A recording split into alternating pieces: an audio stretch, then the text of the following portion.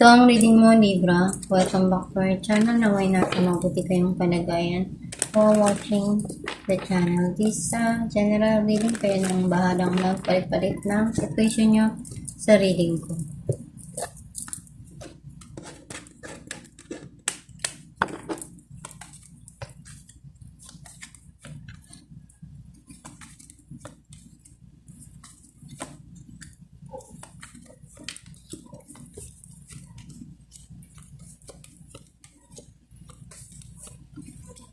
At the bottom of the deck, Knight of Cups. I feel like ang nasa-sense ko na energy mo, nakikita ko na may mga pangarap ka dito na gustong abutin. Especially pagdating sa pag-ibig, gusto mong ipakita, gusto mong maramdaman yung pagmamahal na totoo. And alam mo sa sarili mo na kaya mong suklian kung ano yung mga bagay na nare-receive mo. Ganon din yung binibigay mo dun sa taong nagmamahal sa'yo. Ganon ka rin magmahal. Totoo. Walang kasinungalingan, walang panloloko. Andun yung punong-puno yung pagmamahal na kaya mong iparamdam. Sign ng card mo. I feel like may mga bagong idea na dumarating sa'yo na pwedeng makatulong dun sa sitwasyon sa nangyayari sa buhay mo ngayon. Some of you, nandun yung communication na gusto mong makipag-usap, makipag-communicate, and nagkakaroon na ng clarity lahat. Kung ano man yung mga bagay na dati hindi mo naiintindihan, ngayon nauunawaan mo na unti-unti. Pagdating sa pagtatrabaho, andun pa rin yung ginagawa mo lahat ng pagsusumikap para mapunuan mo yung pagkukulang at makuha mo kung ano yung bagay na gusto mong magawa dun sa sitwasyon na yun. Pagdating sa trabaho, talagang andun yung hard work. Andun yung gagawin mo lahat para ma-achieve mo yung goal mo.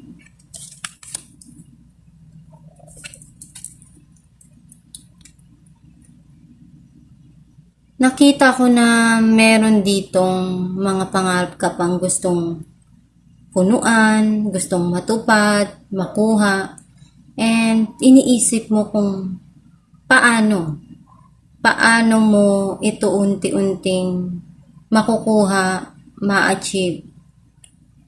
Inaaral mo, pinag-iisipan mo mabuti.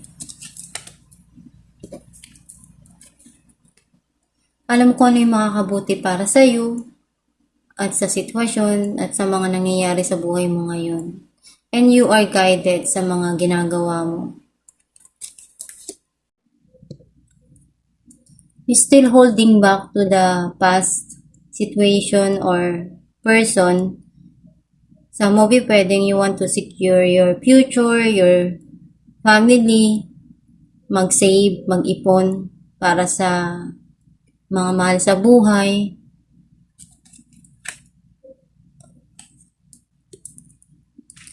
Very emotional ka right now and sensitive.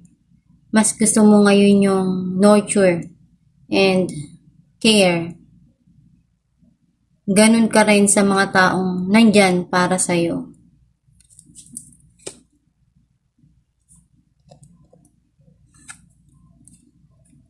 Lesson learned. Marami kang natutunan.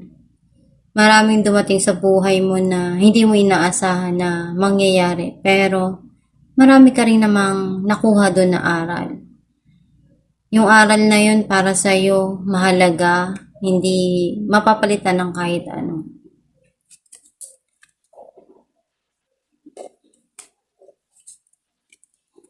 Right now, naguguluhan ka pa doon sa mga gusto mong pagdesisyonan, or you're trying to balance yung situation, yung mga nangyayari.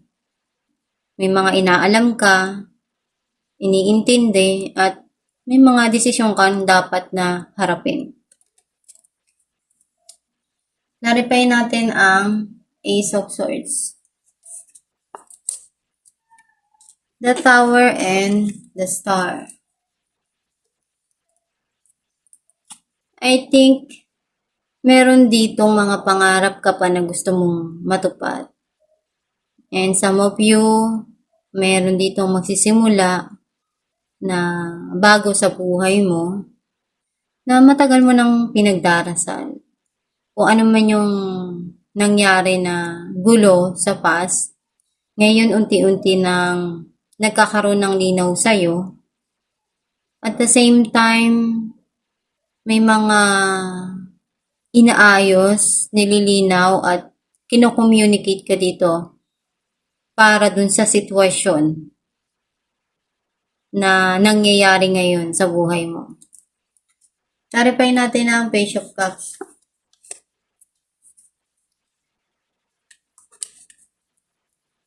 Six of Pentacles and Ace of Swords. Yung dumarating sa'yo ngayon na mga idea, pwedeng makatulong yon na magkaroon ng balanse sa buhay mo, at the same time pwedeng magdala ng blessing, and you're trying to do something na makatulong sa loved ones, sa mga taong nandyan na kailangan mong tulungan, na kailangan mo ng ibigay kung ano yung nararapat dun sa isang sitwasyon. Clarify natin ang Four of Pentacles, Wheel of Fortune, and Nine of Swords. I feel like meron ditong nag-end ng cycle. And may new cycle ditong darating sa'yo. Kung ano man yung naramdaman mong lungkot nun, na-stress ka, darating din naman yung time na magkakaroon ka na ng peace of mind. Kasi may intindihan mo na lahat. At andun yung alam mo sa sarili mo na kung ano yung dapat mong i-keep. Kung ano yung dapat mong ibigay para sa sarili mo. Clarify natin ang The Chariot. Eight of Swords and Queen of Wands. I feel like may mga gumugulo sa isipan mo, sa sarili mo. Pero nakikita ko dito na may parating na pwedeng makatulong para sa'yo. Very passionate ka doon sa mga ginagawa mo, at the same time, nag-heal kaunti-unti. Nagiging okay lahat. Kasi may mga natutunan ka na lesson.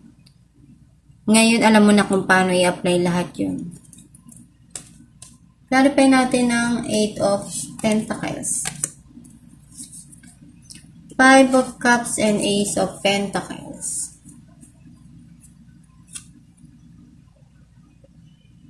May blessing ditong darating.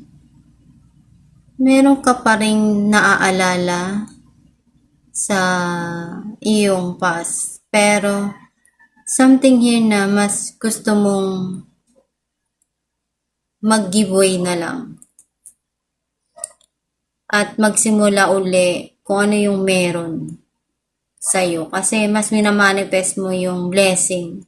Ayaw mo nang isipin pa kung ano yung mga nangyari sa nakaraan. At mas nagsusumikap ka dahil alam mo sa sarili mo na mahalaga yung mga dumarating sa buhay na nandun yung hard work. Na alam mong lahat ng kapalit ng pagsusumikap is blessing. Clarify natin the Hierophant, The High Priestess and the Lovers. I feel like meron ditong nakikita ko na nandun yung pagmamahal eh. Pagmamahal na binibigay. Or pwedeng merong marriage dito na involved. Some of you, you're keeping it something to yourself. Ayaw mong sabihin. Or you need to listen to your inner self. Kapain mo sa sarili mo, sa puso mo, kung ano yung pagmamahal na kailangan mo na ibigay dun sa tao or sa sarili mo. Clarify natin ang Queen of Cups.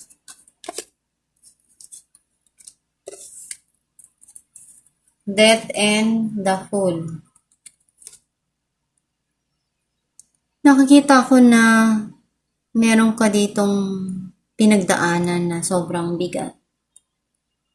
And unti-unti naman na magbabago lahat at makapagsimula ka.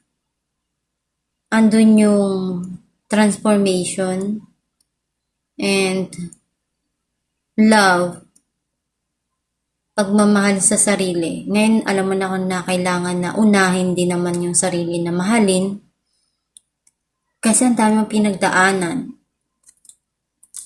Clarify natin ang Two of Pentacles.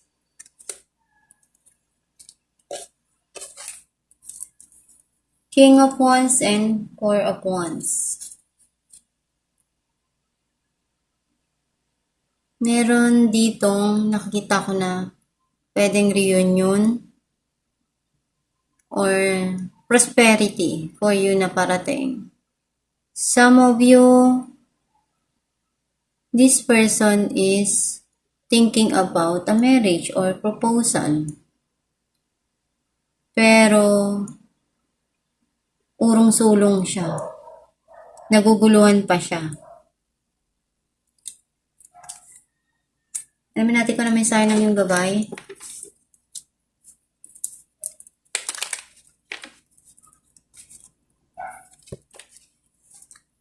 Family. This situation is rooted in an emotional experience with a family member, which we can help you to understand and heal. In your mind and heart, surround this person, yourself, and the experience with calming blue light and many angels. Be open to the gifts within the situation and allow yourself to feel peace. Ang mensahe ng gabay mo. May mga sitwasyon na dumarating sa buhay natin na hindi natin nagugustuhan. And magdasal ka lang palagi. Andyan yung gabay mo to help you and guide you. May mga dumating na hindi maganda around the family or sitwasyon na hindi mo nagustuhan sa buhay mo. Pero ipagpasa Diyos mo na lang palagi yung mga bagay na yon. Gawin mo lang yung best mo kung ano yung binibigay sa'yo. Kung ano yung dumarating sa buhay mo. Basta maging positibo ka lang. Huwag kang magpapa-stress, huwag kang magpapa-apekto sa mga dumarating, sa mga taong nasa paligid mo.